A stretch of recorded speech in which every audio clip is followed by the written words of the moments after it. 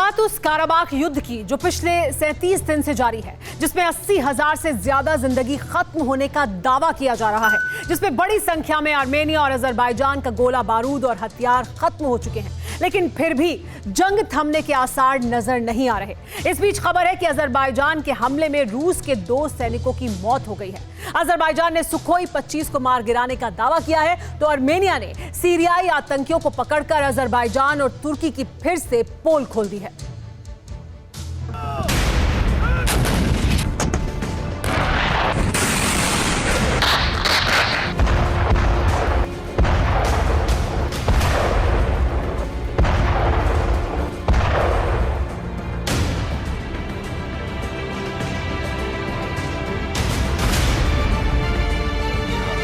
जो शख्स आपको दिख रहा है, ये दहशतगर्द है, सीरिया का आतंकी है।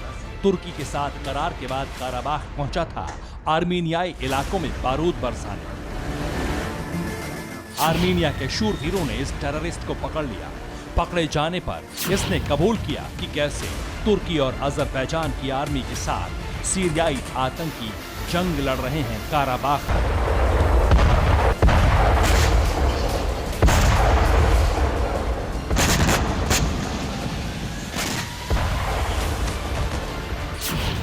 आर्मीनिया के प्रधानमंत्री निकोल पाशिनियन ने दावा किया है कि अजरबैजान सीरिया के भाड़े के सैनिकों के सहारे जंग लड़ रहा है।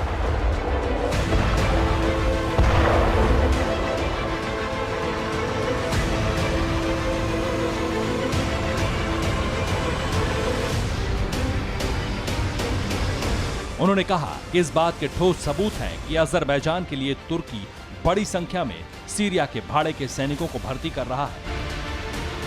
आरोप और सफाई के बीच अजरबैजान ने वो किया है जो इस युद्ध को और ज्यादा भड़का सकता है। बताया जा रहा है कि आर्मीनिया की सरहद पर खड़े रूस के 2 बॉर्डर गार्ड्स की हत्या कर दी गई है। रूसी सेना की हत्या के बाद युद्ध की चिंगारी और ज्यादा भड़क उठी है।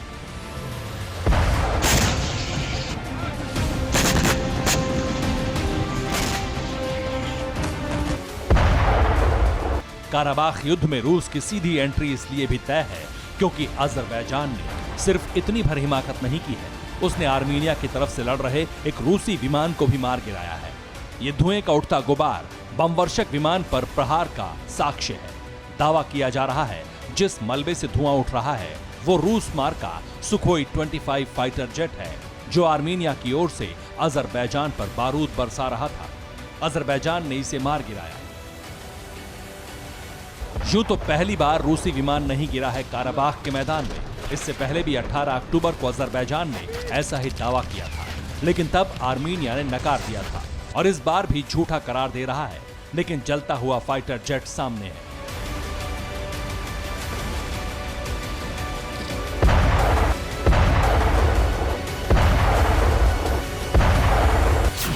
आर्मीनिया पहले भी रूस से आखिरी मदद मांग चुका है। रूस भी संकेतों में बता चुका है कि अब उसकी सेना कभी भी युद्ध में दखल दे सकती है।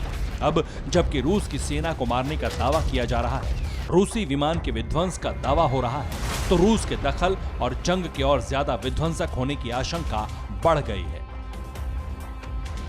बड़ी बात यह है कि रूसी सेना और सुखोई 25 पर प्रहार करने वाले अजरबैजान और तुर्की की सेना के साथ साथ सीरियाई आतंकी हैं। रूस भी जानता है कि तुर्की लगातार साजिश रच रहा है। एर्दोआन ने अपने लेफ्टिनेंट को अजरबैजान की राजधानी बाकू में बिठा रखा है।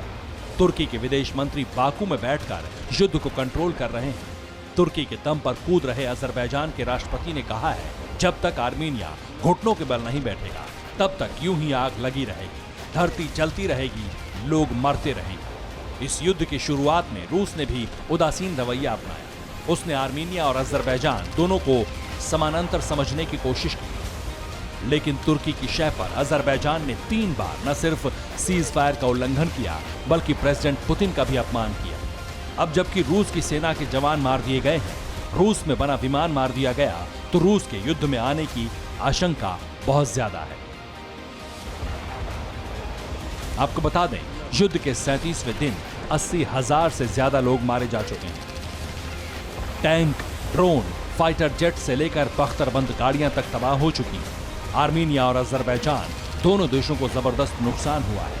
लेकिन न आर्मीनिया झुकने को तैयार है और न ही अजरबैजान पीछे हट रहा है।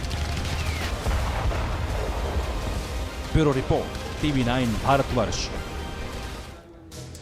न्यूज टॉप 9 रोज सुबह 7 बजे और शाम 7 बजे सिर्फ TV9 भारतवर्ष पर।